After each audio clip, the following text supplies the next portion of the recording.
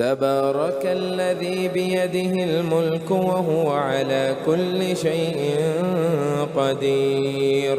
الذي خلق الموت والحياة ليبلوكم أيكم أحسن عملا وهو العزيز الغفور. الذي خلق 7 سماوات طباقا ما ترى في خلق الرحمن من تفاوت فارجع البصر هل ترى من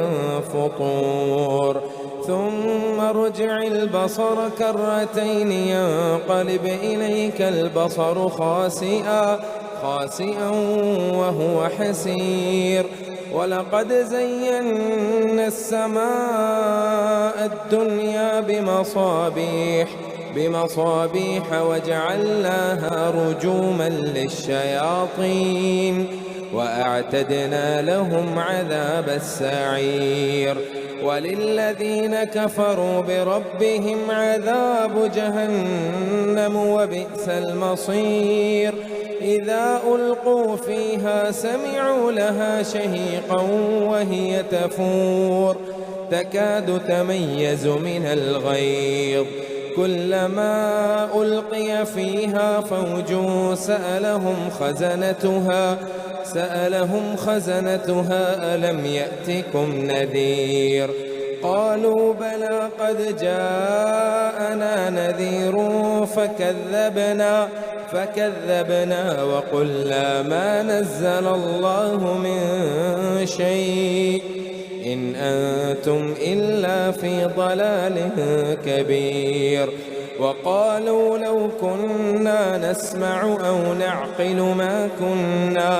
ما كنا في أصحاب السعير فاعترفوا بذنبهم فسحقا لأصحاب السعير. إن الذين يخشون ربهم بالغيب لهم مغفرة وأجر كبير. وأسروا قولكم أو اجهروا به إنه عليم بذات الصدور. ألا يعلم من خلق وهو اللطيف الخبير. هو الذي جعل لكم الأرض ذلولا فامشوا في مناكبها وكلوا من رزقه وإليه النشور. أأمنتم من في السماء أن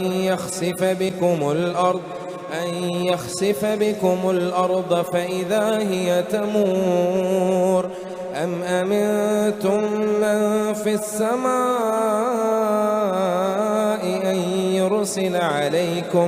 أن يرسل عليكم حاصبا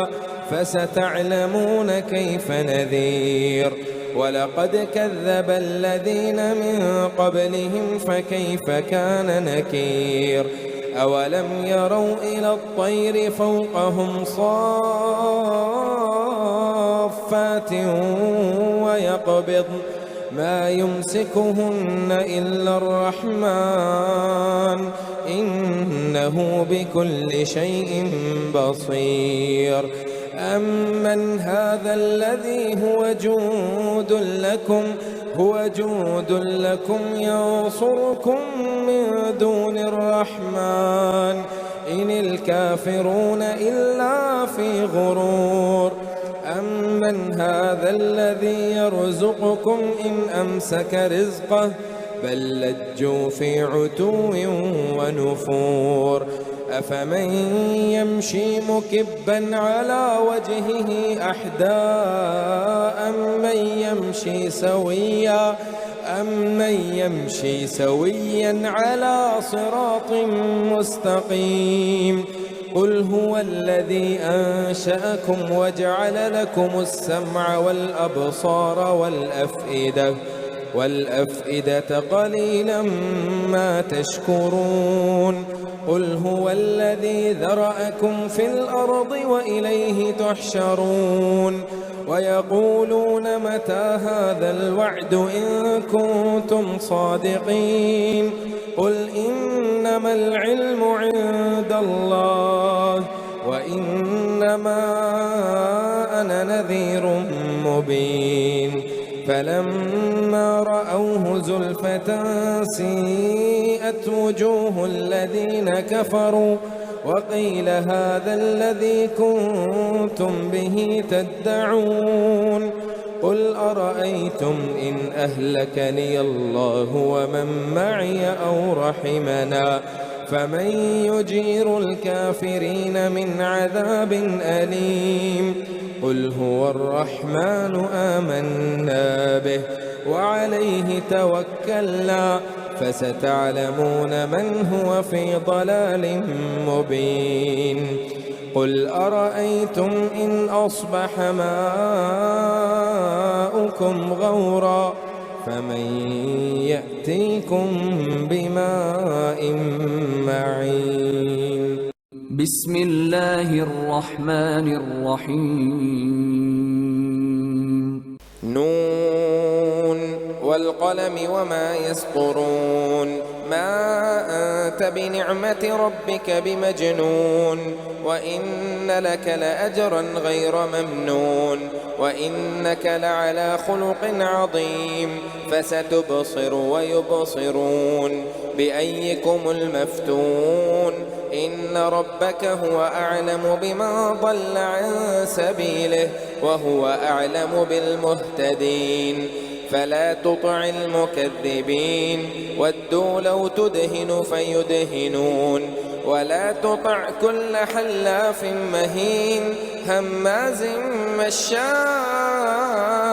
بنميم مناع للخير معتد أثيم عتل بعد ذلك زنيم. أن كان ذا مال وبنين إذا تتلى عليه آياتنا قال أساطير الأولين. سنسمه على الخرطوم إنا بلوناهم كما بلونا أصحاب الجنة إذ أقسموا ليصرمنها مصبحين ولا يستثنون. فطاف عليها طائف من ربك وهم نائمون فأصبحت كالصريم. فتنادوا مصبحين أن اغدوا على حرثكم إن كنتم صارمين. فانطلقوا وهم يتخافتون ألا يدخلنها اليوم عليكم مسكين. وغدوا على حرد قادرين. فلما رأوها قالوا إنا لضالون بل نحن محرومون. قال أوسطهم ألم أقل لكم لولا تسبحون. قالوا سبحان ربنا إنا كنا ظالمين. فأقبل بعضهم على بعض يتلاومون. قالوا يا ويلنا إنا كنا طاغين عسى ربنا أن يبدلنا خيرا منها إنا إلى ربنا راغبون. كذلك العذاب ولعذاب الآخرة أكبر لو كانوا يعلمون. إن للمتقين عند ربهم جنات النعيم. أفنجعل المسلمين كالمجرمين ما لكم كيف تحكمون أم لكم كتاب فيه تدرسون إن لكم فيه لما تخيرون أم لكم أيمان علينا بالغة إلى يوم القيامة إن لكم لما تحكمون سلهم أيهم بذلك زعيم أم لهم شركاء فليأتوا بشركائهم إن كانوا صادقين يوم يكشف عن ساق ويدعون إلى السجود فلا يستطيعون يدعون إلى السجود وهم سالمون فذرني ومن يكذب بهذا الحديث سنستدرجهم من حيث لا يعلمون وأملي لهم إن كيدي متين أم تسألهم أجرا فهم من مغرم مثقلون أم عندهم الغيب فهم يكتبون فاصبر لحكم ربك ولا تكن كصاحب الحوت إذ نادى وهو مكظوم لولا أن تداركه نعمة من ربه لنبذ بالعراء وهو مظلوم فاجتباه ربه فجعله من الصالحين وإن يكاد الذين كفروا ليذلقونك بأبصارهم لما سمعوا الذكر ويقولون إنه لمجنون وما هو إلا ذكر للعالمين. بسم الله الرحمن الرحيم. الحاقة ما الحاقة وما أدراك ما الحاقة كذبت ثمود وعاد بالقارعة فأما ثمود فأهلكوا بالطاغية وأما عاد فأهلكوا بريح صرصر عاتية سخرها عليهم 7 ليال و8 أيام حصوما فترى القوم فيها صرعا كأنهم أعجاز نخل خاوية فهل ترى لهم من باقية وجاء فرعون ومن قبله والمؤتفكات بالخاطئة فعصوا رسول ربهم فأخذهم أخذة رابية إنا لما طغى الماء حملناكم في الجارية لنجعلها لكم تذكرة وتعيها أذن واعية فإذا نفخ في الصور نفخة واحدة وحملت الأرض والجبال فدكتا دكة واحدة فيومئذ وقعت الواقعة وانشقت السماء فهي يومئذ واهية والملك على أرجائها ويحمل عرش ربك فوقهم يومئذ 8 يومئذ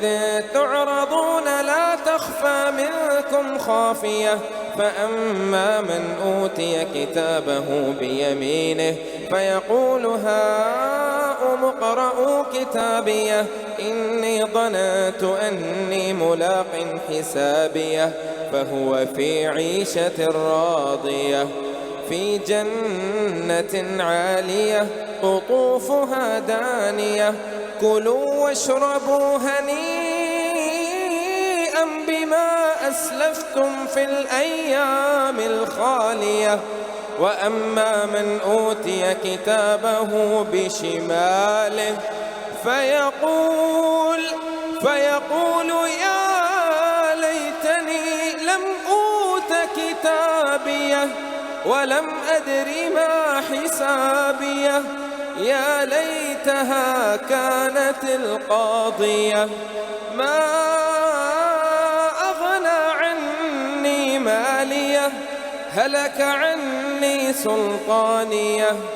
خذوه فغلوه ثم الجحيم صلوه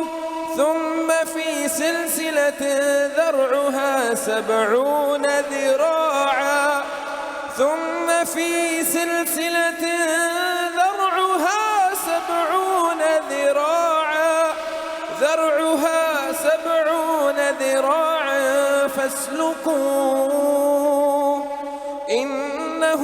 كان لا يؤمن بالله العظيم ولا يحض على طعام المسكين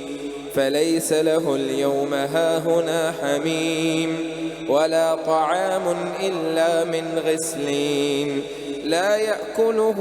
إلا الخاطئون فلا أقسم بما تبصرون وما لا تبصرون إنه لقول رسول كريم وما هو بقول شاعر قليلا ما تؤمنون ولا بقول كاهن قليلا ما تذكرون تنزيل من رب العالمين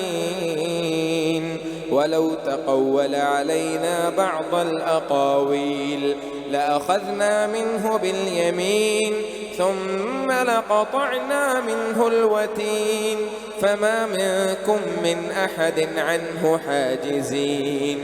وإنه لتذكرة للمتقين وإنا لنعلم أن منكم مكذبين وإنه لحسرة على الكافرين وإنه لحق اليقين. بسم الله الرحمن الرحيم.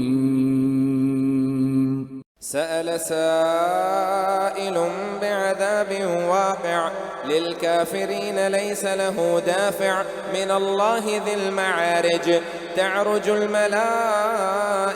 والروح إليه في يوم كان مقداره 50,000 سنة فاصبر صبرا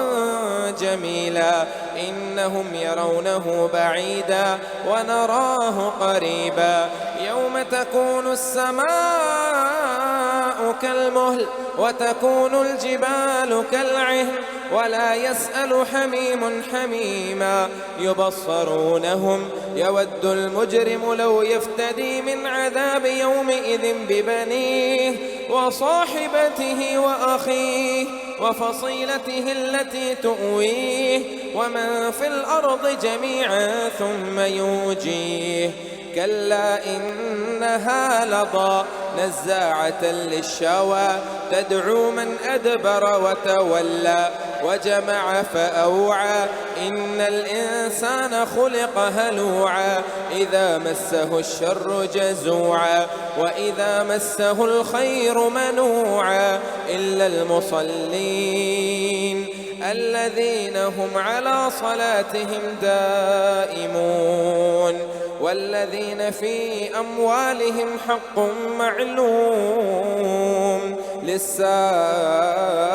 والمحروم والذين يصدقون بيوم الدين والذين هم من عذاب ربهم مشفقون إن عذاب ربهم غير مأمون والذين هم لفروجهم حافظون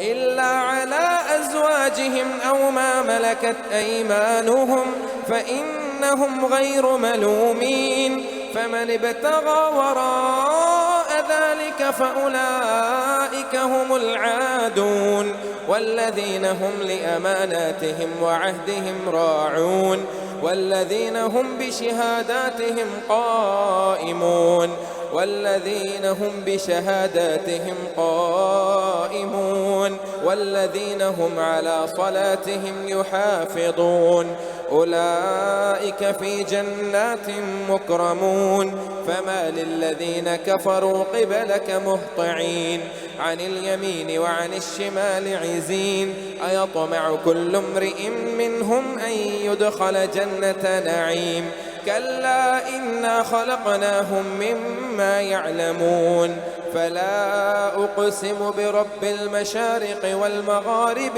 إنا لقادرون على أن نبدل خيرا منهم وما نحن بمسبوقين فذرهم يخوضوا ويلعبوا حتى يلاقوا يومهم الذي يوعدون يوم يخرجون من الأجداث سراعا كأنهم إلى نصب يوفضون خاشعة أبصارهم ترهقهم ذلة ذلك اليوم الذي كانوا يوعدون. بسم الله الرحمن الرحيم. إنا أرسلنا نوحا إلى قومه أن أنذر قومك من قبل أن يأتيهم عذاب أليم قال يا قوم إني لكم نذير مبين أن اعبدوا الله واتقوه وأطيعون يغفر لكم من ذنوبكم ويؤخركم إلى أجل مسمى إن أجل الله إذا جاء لا يؤخر لو كنتم تعلمون قال رب إني دعوت قومي ليلا ونهارا فلم يزدهم دعائي إلا فرارا وإني كلما دعوتهم لتغفر لهم جعلوا أصابعهم في آذانهم واستغشوا ثيابهم وأسروا واستكبروا استكبارا ثم إني دعوتهم جهارا ثم إني أعلنت لهم وأسررت لهم إسرارا فقلت استغفروا ربكم إنه كان غفارا يرسل السماء عليكم مدرارا ويمددكم بأموال وبنين ويجعل لكم جنات ويجعل لكم أنهارا ما لكم لا ترجون لله وقارا وقد خلقكم أطوارا ألم تروا كيف خلق الله 7 سماوات طباقا وجعل القمر فيهن نورا وجعل الشمس سراجا والله أنبتكم من الأرض نباتا ثم يعيدكم فيها ويخرجكم إخراجا والله جعل لكم الأرض بساطا لتسلكوا منها سبلا فجاجا قال نوح رب إنهم عصوني واتبعوا من لم يزده ماله وولده إلا خسارا ومكروا مكرا كبارا وقالوا لا تذرن آلهتكم ولا تذرن ودا ولا سواعا ولا يغوث ويعوق ونصرا وقد أضلوا كثيرا ولا تزد الظالمين إلا ضلالا مما خطيئاتهم أغرقوا فأدخلوا نارا فلم يجدوا لهم من دون الله أنصارا وقال نوح رب لا تذر على الأرض من الكافرين ديارا إنك إن تذرهم يضلوا عبادك ولا يلدوا إلا فاجرا كفارا رب اغفر لي ولوالدي ولمن دخل بيتي مؤمنا وللمؤمنين والمؤمنات ولا تزد الظالمين إلا تبارا بسم الله الرحمن الرحيم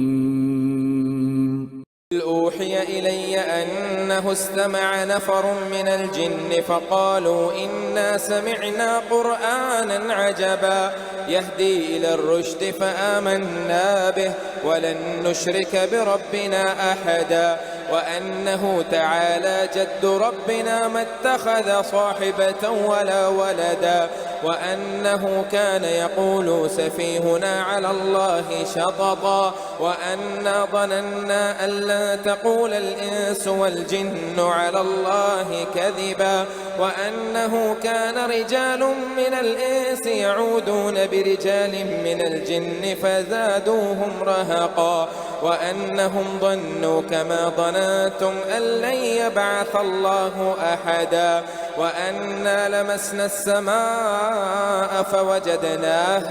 فوجدناها ملئت حرثا شديدا وشهبا وأنا كنا نقعد منها مقاعد للسمع فمن يستمع الآن يجد له شهابا رصدا وأنا لا ندري أشر أريد بما في الأرض أم أراد بهم ربهم رشدا وأنا منا الصالحون ومنا دون ذلك كنا طرائق قددا وأنا منا الصالحون ومنا دون ذلك كنا طرائق طرائق قددا وأنا ظننا أن لن نعجز الله في الأرض ولن نعجزه هربا وأنا لما سمعنا الهدى آمنا به فمن يؤمن بربه فلا يخاف بخسا ولا رهقا وأنا منا المسلمون ومنا القاسطون فمن أسلم فأولئك تحروا رشدا وأما القاسطون فكانوا لجهنم حطبا وأن لو استقاموا على الطريقة لأسقيناهم ماء غدقا لنفتنهم فيه ومن يعرض عن ذكر ربه يسلكه عذابا صعدا وأن المساجد لله فلا تدعوا مع الله أحدا وأنه لما قام عبد الله يدعوه كادوا يكونون عليه لبدا قل إنما أدعو ربي ولا أشرك به أحدا قل إني لا أملك لكم ضرا ولا رشدا قل إني لن يجيرني من الله أحد ولن أجد من دونه ملتحدا إلا بلاغا من الله ورسالاته ومن يعص الله ورسوله فإن له نار جهنم خالدين فيها أبدا حتى إذا رأوا ما يوعدون فسيعلمون من أضعف ناصرا وأقل عددا قل إن أدري أقريب ما توعدون أم يجعل له ربي أمدا عالم الغيب فلا يظهر على غيبه أحدا إلا من ارتضى من رسول فإنه يسلك من بين يديه ومن خلفه إلا من ارتضى من رسول فإنه يسلك من بين يديه ومن خلفه رصدا ليعلم أن قد أبلغوا رسالات ربهم وأحاط بما لديهم وأحصى كل شيء عددا. بسم الله الرحمن الرحيم. يا أيها المزمل قم الليل إلا قليلا نصفه أو انقص منه قليلا أو زد عليه ورتل القرآن ترتيلا إنا سنلقي عليك قولا ثقيلا إن ناشئة الليل هي أشد وطئا وأقوم قيلا إن لك في النهار سبحا طويلا واذكر اسم ربك وتبتل إليه تبتيلا رب المشرق والمغرب لا إله إلا هو فاتخذه وكيلا واصبر على ما يقولون واهجرهم هجرا جميلا وذرني والمكذبين أولي النعمة ومهلهم قليلا إن لدينا أنكالا وجحيما وطعاما ذا غصة وعذابا أليما يوم ترجف الأرض والجبال وكانت الجبال كثيبا مهيلا إنا أرسلنا إليكم رسولا شاهدا عليكم كما أرسلنا إلى فرعون رسولا فعصى فرعون الرسول فأخذناه أخذا وبيلا فكيف تتقون إن كفرتم يوما يجعل الولدان شيبا السماء منفطر به كان وعده مفعولا إن هذه تذكرة فمن شاء اتخذ إلى ربه سبيلا إن ربك يعلم أنك تقوم أدنى من ثلثي الليل ونصفه وثلثه وطائفة من الذين معك والله يقدر الليل والنهار علم أن لن تحصوه فتاب عليكم فاقرؤوا ما تيسر من القرآن علم أن سيكون منكم مرضى وآخرون يضربون في الأرض يبتغون من فضل الله وآخرون يقاتلون في سبيل الله فاقرؤوا ما تيسر منه وأقيموا الصلاة وآتوا الزكاة وأقرضوا الله قرضا حسنا وما تقدموا لأنفسكم من خير تجدوه عند الله هو خيرا وأعظم أجرا واستغفروا الله إن الله غفور رحيم. بسم الله الرحمن الرحيم.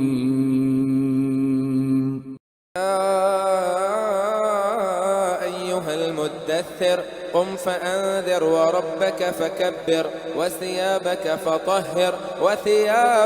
فطهر والرجز فاهجر ولا تمنن تستكثر ولربك فاصبر فإذا نقر في الناقور فذلك يومئذ يوم عسير على الكافرين غير يسير ذرني ومن خلقت وحيدا وجعلت له مالا ممدودا وبنين شهودا ومهدت له تمهيدا ثم يطمع أن أزيد كلا إنه كان لآياتنا عنيدا سأرهقه صعودا إنه فكر وقدر فقتل كيف قدر ثم قتل كيف قدر ثم نذر ثم عبس وبصر ثم أدبر واستكبر فقال إن هذا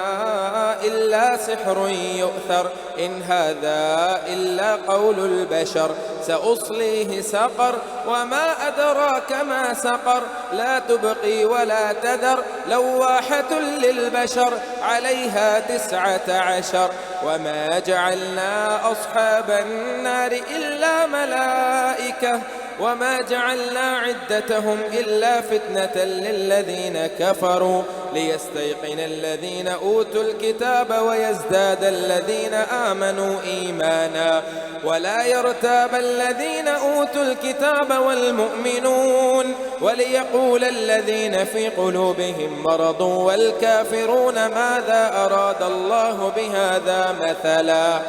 كذلك يضل الله من يشاء ويهدي من يشاء وما يعلم جنود ربك إلا هو وما هي إلا ذكرى للبشر كلا والقمر والليل إذ أدبر والصبح إذا أسفر إنها لإحدى الكبر نذيرا للبشر لمن شاء منكم أن يتقدم أو يتأخر كل نفس بما كسبت رهينة إلا أصحاب اليمين في جنات يتساءلون عن المجرمين ما سلقكم في سقر قالوا لم نك من المصلين ولم نك نطعم المسكين وكنا نخوض مع الخائضين وكنا نكذب بيوم الدين حتى أتانا اليقين فما تنفعهم شفاعة الشافعين فما لهم عن التذكرة معرضين كأنهم حمر مستنفرة فرت من قسورة بل يريد كل امرئ منهم أن يؤتى صحفا منشرة كلا بل لا يخافون الآخرة كلا إنه تذكرة فمن شاء ذكره وما يذكرون إلا أن يشاء الله هو أهل التقوى وأهل المغفرة. بسم الله الرحمن الرحيم. لا أقسم بيوم القيامة ولا أقسم بالنفس اللوامة أيحسب الإنسان أن لن نجمع عظامه بلى قادرين على أن نسوي بنانه بل يريد الإنسان ليفجر أمامه يسأل أيان يوم القيامة فإذا برق البصر وخسف القمر وجمع الشمس والقمر يقول الإنسان يومئذ أين المفر كلا لا وزر إلى ربك يومئذ المستقر ينبأ الإنسان يومئذ بما قدم وأخر بل الإنسان على نفسه بصيرة ولو ألقى معاذيره لا تحرك به لسانك لتعجل به إن علينا جمعه وقرآنه فإذا قرأناه فاتبع قرآنه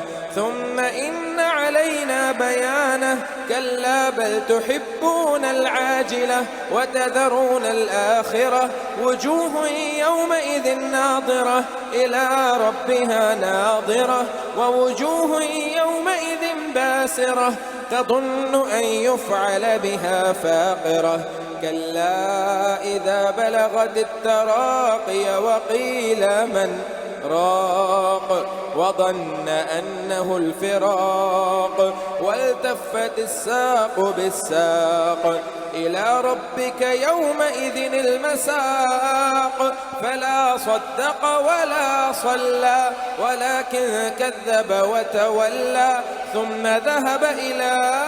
أهله يتمطى أولى لك فأولى ثم أولى لك فأولى أيحسب الإنسان أن يترك سدى ألم يك نطفة من مني يمنى ثم كان علقة فخلق فسوى فجعل منه الزوجين الذكر والأنثى أليس ذلك بقادر على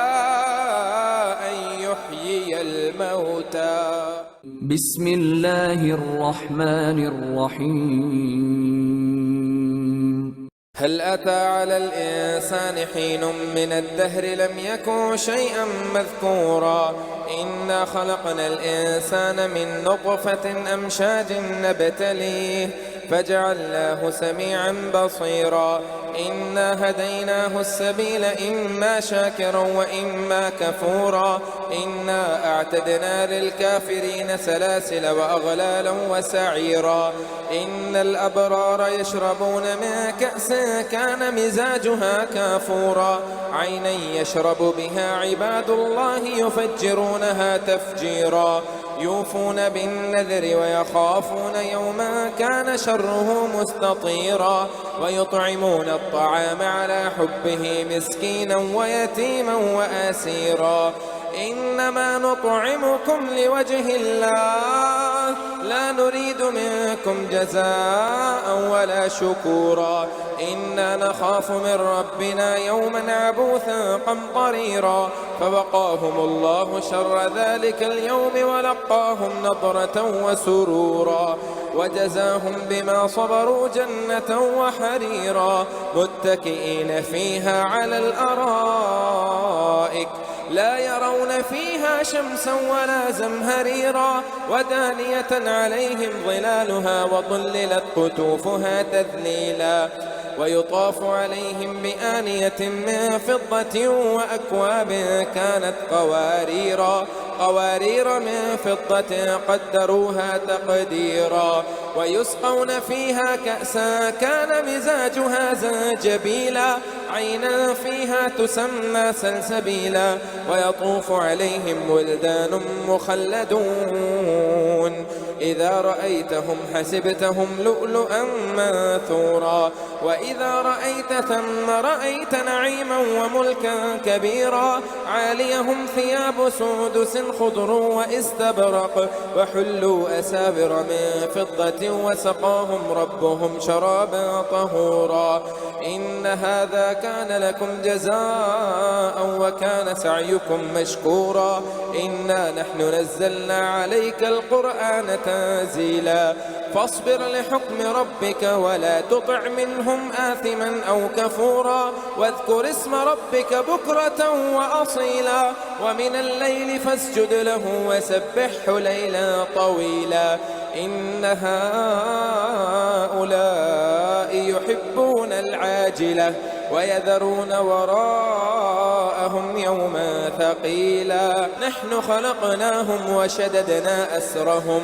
وإذا شئنا بدلنا أمثالهم تبديلا إن هذه تذكرة فمن شاء اتخذ إلى ربه سبيلا وما تشاءون إلا أن يشاء الله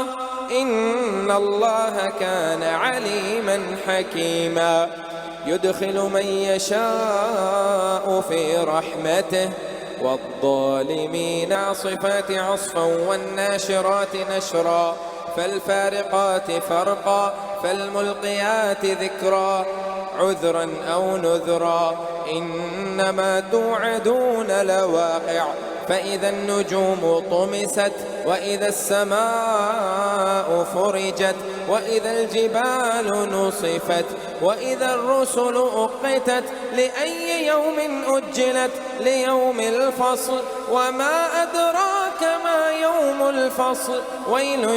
يومئذ للمكذبين ألم نهلك الأولين ثم نتبعهم الآخرين كذلك نفعل بالمجرمين ويل يومئذ للمكذبين ألم نخلقكم من ماء مهين فجعلناه في قرار مكين إلى قدر معلوم فقدرنا فنعم القادرون ويل يومئذ للمكذبين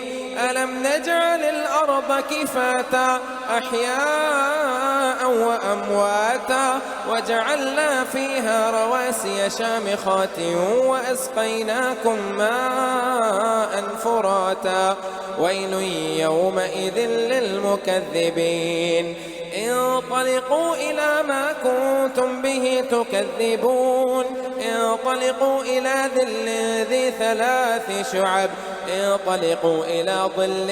ذي 3 شعب لا ضليل ولا يغني من اللهب إنها ترمي بشرر كالقصر كأنه جمالة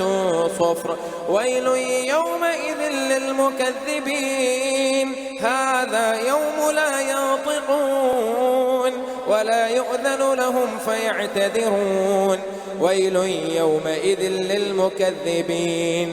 هذا يوم الفصل جمعناكم والأولين فإن كان لكم كيد فكيدون ويل يومئذ للمكذبين إن المتقين في ظلال وعيون وفواكه مما يشتهون